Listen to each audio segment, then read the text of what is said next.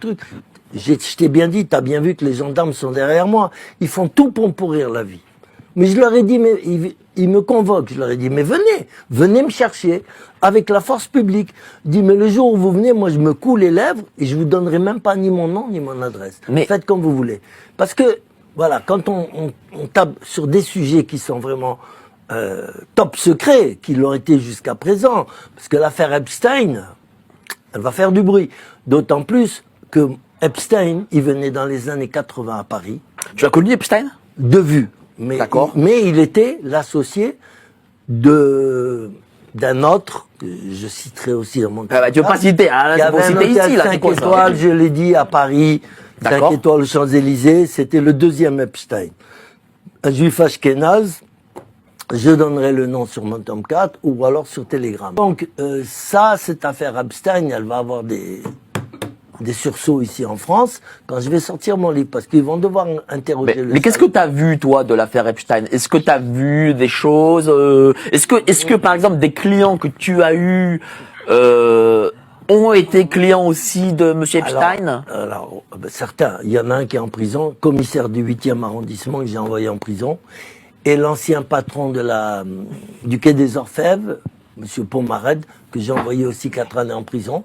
Tout ça à cause des petits-enfants. D'accord? Alors, qu'est-ce que je pense? Je dis que l'hôtel 5 étoiles du monsieur là, que je vais citer, c'était l'île d'Epstein, mais en hôtel 5 étoiles. D'accord? Aux Champs-Élysées. Il se passait à peu près la même chose. Ils vendaient de l'adrénochrome aux Saoudiens, aux Qataris. Ils vendaient des enfants.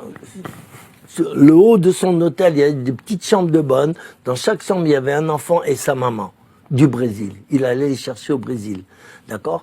Et les enfants, alors les Saoudiens venaient dire, ah, vous avez quoi aujourd'hui? Ah, le petit me plaît bien, voilà. Il est descendu dans sa chambre d'hôtel, et avec ma cocaïne, parce que moi je le fournissais en cocaïne, c'est ce qui m'a permis de connaître ce type-là, qui était encore, il avait un employé dont je citerai le nom bientôt aussi, qui est très très très connu en France. Et celui-là, il va m'enfler parce qu'ils m'ont violé.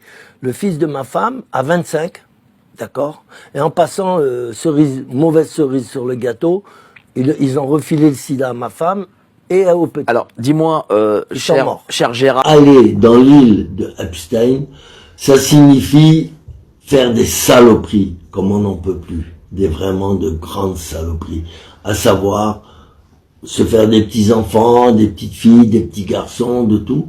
Et en particulier, ce qui a fait la fortune d'Epstein, c'est l'adrénochrome.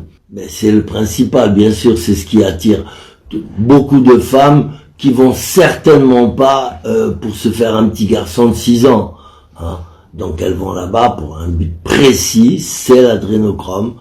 Faut pas croire que tous ces gens-là, comme Clinton, Hillary Clinton ou autres, sont tout à fait pédophiles. Bon, ils le sont probablement, ça j'ai pas été vérifié, mais je pense que bon, tous ces gens-là qui vont comme les grands acteurs américains, hein, et politiciens aussi évidemment, mais les grands acteurs quand même, quand on parle de George Clooney ou Bruce Willis, Will Smith, tous les plus grands acteurs d'Hollywood, ils ne vont pas là-bas que pour se faire des petits enfants.